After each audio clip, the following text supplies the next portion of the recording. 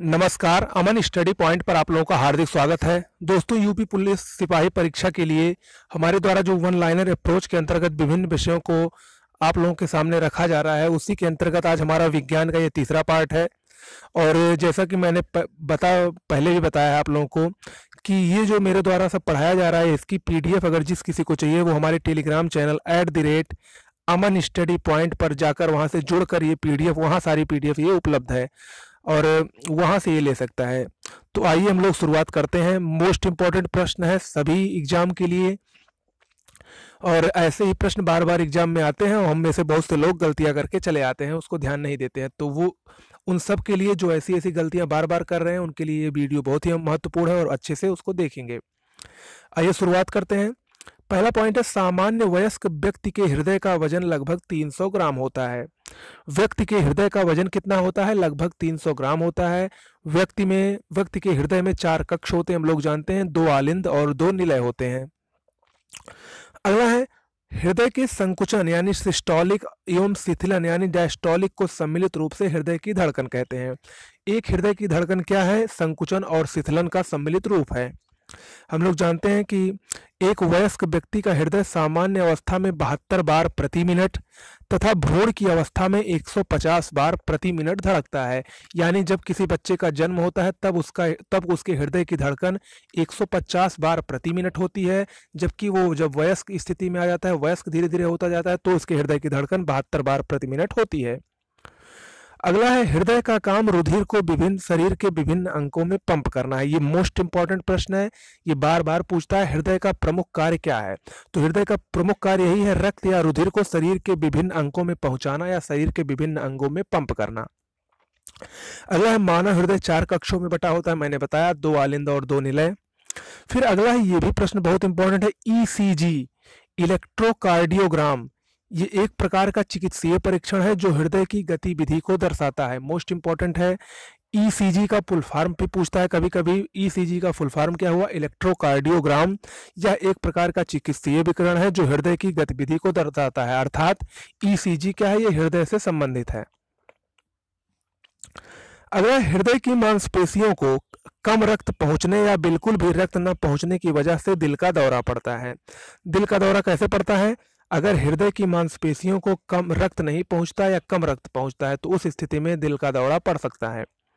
अगला है, पीयूष ग्रंथि मास्टर ग्रंथि के नाम से प्रसिद्ध है। मोस्ट इंपॉर्टेंट है, पीयूष ग्रंथि शरीर की मास्टर ग्रंथि किसे कहते हैं? शरीर की मास्टर ग्रंथि पीयूष ग्रंथि को कहते हैं। और देखिए, मास्टर ग्रंथि पीयूष ग्रंथि को क्यों कहा जाता है? क्योंकि पीयूष ग्रंथि से ही बहुत सारे हार्मोन का स्रावण होता है, जिसमें से एक सबसे प्रमुख हार्मोन है ऑक्सीटोसिन, जिसको मिल्क इंजेक्शन हार्मोन भी कहते हैं। मिल्क इंजेक्शन या इसको आलिंगन, प्रेम और स्नेह का हार्मोन भी कहते हैं। अगला है, पीयूष ग्रंथि शरीर की सबसे छोटी अंतःस्रावी ग्रंथि है। ये भी मोस्ट इंपॉर्टेंट फैक्ट है। शरीर की सबसे छोटी अंतःस्रावी ग्रंथि कौन सी है? पीयूष ग्रंथि, और उसको क्या कहते हैं? उसको मास्टर ग्रंथि कहा जाता है। फिर अगला है, मानव शरीर की सबसे बड़ी मिश्रित ग्रंथि अग्नाशय है। मानव शरीर की सबसे बड़ी मिश्रित ग्रंथि कौन सी है? अग्नाशय है। अगला है, यकृत स्तनपायी में पाई जाने वाली सबसे बड़ी ग्रंथि तथा सबसे बड़ा आंतरिक अंग है। यानी शरीर की सबसे बड़ी ग्रंथि कौन सी है? यकृत है। लेकिन अगर प्रश्न आए शरीर की सबसे बड़ी मिश्रित ग्रंथि कौन सी है, तो वो अग्नाशय है। अगला है, थायराइड हमारी गर्दन में वायुनाल के शीर्ष भाग पर स्थित होती है। मोस्ट इंपॉर्टेंट प्रश्न है। थायराइड हमारी गर्दन में वायुनाल के शीर्ष भाग पर स्थित है और इसी से एक हार्मोन का स्रावण होता है जिसे कहते हैं थायरॉक्सिन। थायरॉक्सिन हार्मोन के स्रावण, इसकी कमी से ही मनुष्य में घेघा रोग होता है। अगला, थायराइड से थायरॉक्सिन नामक हार्मोन निकलता है जिसका काम आधार उपापचयी दर को बढ़ाना है। आयोडीन की कमी से घेघा रोग हो जाता है। ठीक है, चलिए अगला है, इंसुलिन का आविष्कार सर्वप्रथम बेटिंग और वेस्ट ने 1932 में किया था। मोस्ट इंपॉर्टेंट है। और हम लोग जानते हैं इंसुलिन जो है ये अग्नाशय की बीटा कोशिकाओं से निकलता है, बीटा कोशिकाओं से, और इंसुलिन की कमी से मानव में डायबिटीज यानी मधुमेह यानी शुगर का रोग होता है। अगला है, ऑक्सीटोसिन एक स्तनपायी हार्मोन के रूप में कार्य करने वाला प्रोटीन है। अगला पॉइंट है, अधिवृक्क ग्रंथि, जिसको इंग्लिश में एड्रीनल ग्लैंड कहते हैं। अधिवृक्क ग्रंथि से एड्रीनेलिन और नॉर एड्रीनेलिन नामक हार्मोन निकलते हैं जो शरीर को उत्तेजित करते हैं। इसे संघर्ष या पलायन हार्मोन भी कहते हैं और इसका नाम है लड़ो या भागो हार्मोन। लड़ो, उड़ो और भागो हार्मोन किसको कहा जाता है? एड्रीनेलिन हार्मोन को कहा जाता है। यह शरीर को उत्तेजित करता है, यानी जब शरीर में उत्तेजना होती है तो इस हार्मोन का स्रावण ज्यादा होता है। अगला है नरलिंग हार्मोन को एंड्रोजन के नाम से जाना जाता है। मुख्य नरलिंग हार्मोन टेस्टोस्टेरोन है। इसमें आप लोगों को क्या याद रखना है कि नरलिंग हार्मोन कौन कौन से हैं। देखिए नरलिंग हार्मोन अलग होते हैं, मादा लिंग हार्मोन अलग होते हैं। तो देखिए नरलिंग हार्मोन कौन कौन सा है? एंड्रोजन है और टेस्टोस्टेरोन है। ये जो टेस्टोस्टेरोन है इसी की वजह से मनुष्य की भारी आवाज, मूछ दाढ़ी के लिए यही हार्मोन उत्तरदायी होता है। अगला है वृद्धिकर हार्मोन पीयूष ग्रंथि द्वारा बनाए जाते हैं। मैंने बताया वृद्धि वाले हार्मोन जो है ये पीयूष ग्रंथि से अनेक हार्मोनों का श्रावण है, जिसमें एक है वृद्धि वाला हार्मोन। अगला है ग्रेव की बीमारी थायराइड की अति सक्रियता के कारण होती है। मोस्ट इंपॉर्टेंट ये भी है।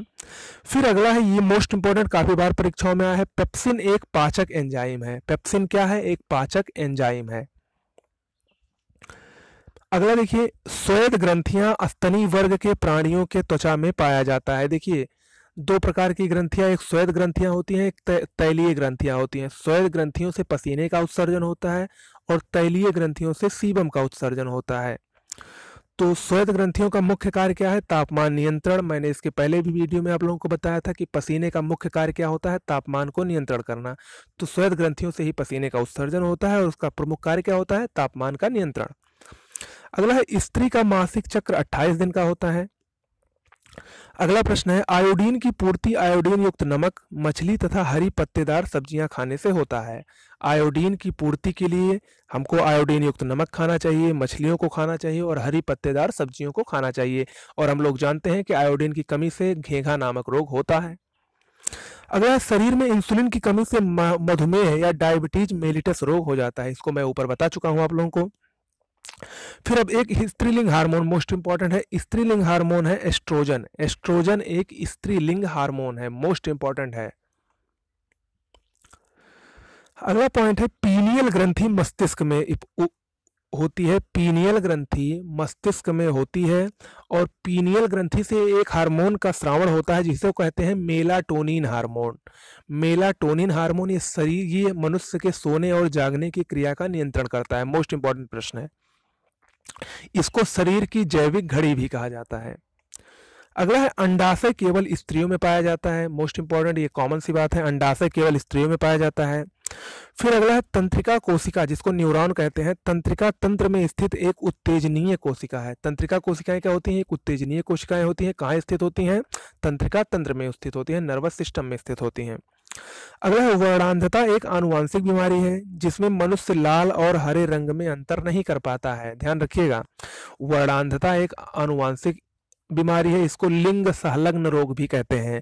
इसमें मनुष्य लाल और हरे रंग में अंतर नहीं कर पाता है। यह जो वर्णांधता है यह मुख्यतः पुरुषों में पाया जाता है, लेकिन इसकी वाहक जो होती हैं वो स्त्रियां होती हैं। अगला है वर्णांधता को सबसे पहले हार्नर ने खोजा था। वर्णांधता को सबसे पहले किसने खोजा? हार्नर ने। अगला है यह कुल जनसंख्या के लगभग 8% लोगों में पाया जाता है। वर्णांधता कुल जनसंख्या के लगभग 8% लोगों में भारत में पाया जाता है। अगला है इलेक्ट्रोइंसेफेलोग्राफी। इलेक्ट्रोइंसेफेलोग्राफी यानी ईईजी का प्रयोग मस्तिष्क की गतिविधि और कार्य करने के लिए होता है। मोस्ट इंपॉर्टेंट है, ईईजी का फुल फॉर्म पूछता है, क्या होता है? इलेक्ट्रोइंसेफेलोग्राफी। इसका कार्य क्या है? मस्तिष्क की गतिविधि को दर्ज करने के लिए इसका प्रयोग किया जाता है। अगला है किसी रोगी की जैविक मृत्यु का अर्थ उसके मस्तिष्क के ऊतकों का मर जाना होता है। किसी रोगी की जैविक मृत्यु का अर्थ उसके मस्तिष्क के ऊतकों का मर जाना होता है। फिर अगला है सबसे बड़ा एक कोशिकीय जीव एसिटेबुलेरिया है। सबसे बड़ा एक कोशिकीय जीव कौन सा है? एसिटेबुलेरिया। इसका नाभिक भी सबसे बड़ा होता है। अगला पॉइंट है नीली व्हेल सबसे बड़ा शावक पैदा करती है जिसकी लंबाई लगभग 24 फीट तथा वजन 4 टन होता है। मोस्ट इंपॉर्टेंट ये भी है। अगला पॉइंट है व्हेल का गर्भावस्था काल 1 वर्ष होता है। व्हेल का गर्भावस्था काल कितना होता है? 1 वर्ष होता है। फिर अगला पॉइंट है व्हेल, सिंसुक और चमगादड़ ये स्तनधारी वर्ग के हैं, जबकि मत्स्य वर्ग एक पृथक वर्ग है। व्हेल किस वर्ग का है और चमगादड़ स्तनधारी वर्ग का है। अगला पॉइंट है व्हेल एक विशालतम स्तनधारी है। मोस्ट इंपॉर्टेंट है, व्हेल एक विशालतम स्तनधारी है। चलिए अब अगला है पृथ्वी पर विशालतम जीवित पक्षी शुतुरमुर्ग है, यह अफ्रीका में पाया जाता है। पृथ्वी पर विशालतम जीवित पक्षी कौन सा है? शुतुरमुर्ग है, यह अफ्रीका में मुख्यतः पाया जाता है। शुतुरमुर्ग उड़ने में असमर्थ और तेज दौड़ने वाला पक्षी है। अगर बात करें सबसे छोटे पक्षी की विश्व में, तो वो है गुंजन पक्षी, यानी जिसको हमिंग बर्ड कहते हैं। विश्व का सबसे छोटा पक्षी कौन सा है? हमिंग बर्ड है, या इसको हिंदी में गुंजन पक्षी कहा जाता है। अगला पॉइंट है वर्तमान में 5 सेंटीमीटर आकार की बी हमिंग बर्ड संसार की सबसे छोटी चिड़िया या पक्षी है, जो कि क्यूबा में पाई जाती है। ये भी मोस्ट इंपॉर्टेंट प्रश्न है। यह एकमात्र ऐसा पक्षी है जो आगे पीछे उड़ सकता है। ठीक है, तो इसके बारे में इतना फैक्ट आप लोग याद रखिएगा। अगला है बत्तख, राजहंस आदि पानी में तैरने वाले पंछियों में परांगुलियां आपस में जाल द्वारा जुड़ी रहती हैं। मोस्ट इंपॉर्टेंट है, बत्तख, राजहंस आदि पानी में तैरने वाले पक्षियों में परांगुलियां आपस में जाल द्वारा जुड़ी रहती हैं। अगला पॉइंट है चमगादड़ कार्डेटा संघ का प्राणी है, इसमें पराश्रव्य ध्वनि को सुनने की क्षमता होती है। पराश्रव्य ध्वनि यानी 20,000 हर्ट्ज से अधिक की ध्वनियां, इसको हम लोग पराश्रव्य ध्वनि कहते हैं। 20 हर्ट्ज से 20,000 हर्ट्ज के बीच में इसको हम लोग श्रव्य ध्वनि कहते हैं, और 20 हर्ट्ज के नीचे इसको अपश्रव्य ध्वनि कहते हैं। मनुष्य जो है वो श्रव्य ध्वनि को सुन सकता है, यानी 20 से 20,000 हर्ट्ज तक। चलिए अगला है चमगादड़ कार्डेटा संघ का प्राणी है, इसमें पराश्रव्य ध्वनि को सुनने की क्षमता होती है, मैंने बताया है इसको। फिर अगला है डायनासोरस, ये सरीसृप वर्ग का प्राणी है, जो कि ट्राइएसिक समय में पैदा हुए और क्रिटेशियस युग में विलुप्त हो गए। ये भी सबसे मोस्ट इंपॉर्टेंट प्रश्न है, ये परीक्षाओं में बार बार पूछता रहता है, इसके युग के बारे में ज्यादातर पूछता है। डायनासोरस सरीसृप वर्ग का प्राणी है, यानी रेंगने वाला जो वर्ग है सरीसृप का, उसका प्राणी है। यह ट्राइएसिक समय में पैदा हुआ और क्रिटेशियस युग में विलुप्त हो गया।